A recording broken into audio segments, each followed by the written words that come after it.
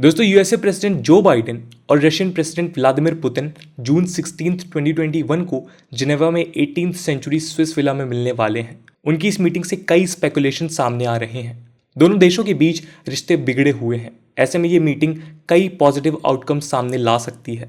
USA ने पिछले साल रशिया के खिलाफ बहुत सारे स्ट्रॉन्ग स्टैंड्स लिए हैं, जो साइबर अटैक से लेकर यूक्रेन और रशिया में एक्टिविस्ट और जर्नलिस्ट के प्रोसिक्यूशन में शामिल रहने की संभावना तक है। जो बाइडेन के प्रेसिडेंट बनने के बाद व्लादिमीर पुतिन से उनकी ये पहली मुलाकात होगी। दोस्तों 2020 यूएसए इलेक्शन के बाद यूएसए ने रशिया पर न्यूमरस सीरियस एक्विजिशंस लगाए हैं।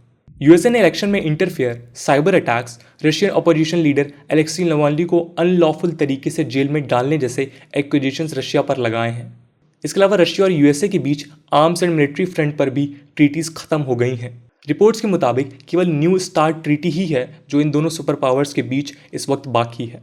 रशिया ने यूएसए पर डोमेस्टिक अफेयर से इंटरफेयर करने और इंटरनेशनल स्टेबिलिटी को नुकसान पहुंचाने के आरोप लगाए हैं। इससे फियर और मिसअंडरस्टैंडिंग का माहौल बनता गया और अब इस मीट की जरूरत पड़ी है। दोस्तों 1985 में भी हाल कुछ ऐसे ही थे।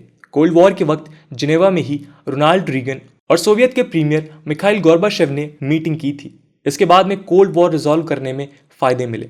गोर्बाचेव जो अब 90 ईयर्स के हैं, उन्होंने इंटरफैक्स न्यूज़ एजेंसी से 27 मई 2021 को कहा कि स्ट्रैटेजिक स्टेबिलिटी के मामलों में बहुत कुछ डिस्ट्रॉय हो चुका है और अब ज़रूरी है कि इससे रीस्टोर किया जाए।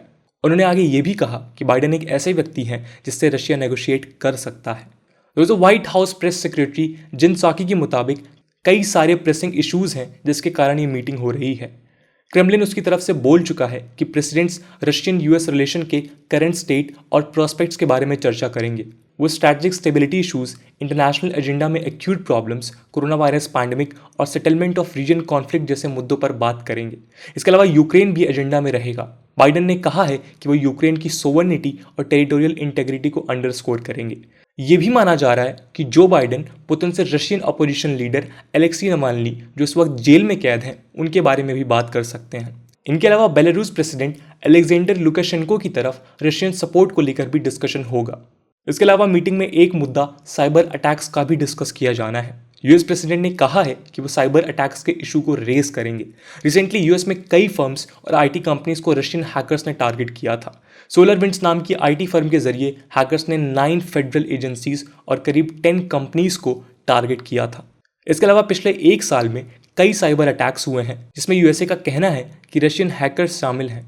दोस्तों टाइम्स मैगजीन की एक रिपोर्ट के मुताबिक चार्ल्स कुपचैन कहते हैं कि दोनों लीडर्स एक कॉमन ग्राउंड ढूंढकर डायलॉग इंप्रूव करने की कोशिश करेंगे।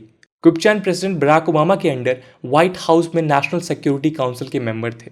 कुपचैन के मुताबिक दोनों लीडर्स पैंडेमिक, मिडिल ईस्ट में इंस्टेबिलिटी, क्लाइमेट क्राइसिस जैसे इश्यूज पर एग्री हो सकते हैं। पहले भी पुतिन ने क्लाइमेट चेंज के लिए सॉल्यूशंस और कॉपरेशन में जेन्युइन इंटरेस्ट दिखाया है। लेकिन दोस्तों एक बात ध्यान रखने वाली है कि मीटिंग के पहले कुछ भी कंक्लूसिवली कहना सही नहीं होगा।